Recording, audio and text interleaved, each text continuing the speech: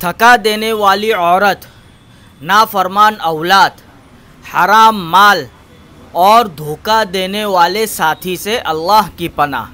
दुआ पढ़ लेते हैं। दुआ का तर्जुमा आपको सुना दूंगा ताकि आपको पता चल जाए क्या दुआ थी। दुआ थोड़ी बड़ी है, दिन में एक मरतबा पढ़ना है सिर्फ।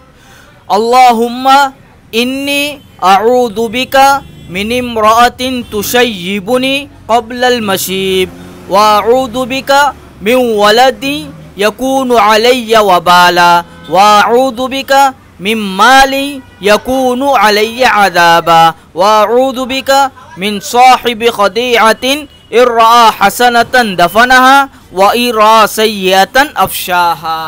अब इसका तर्जुमा आप सुन लो ताकि आपको पता चल जाए।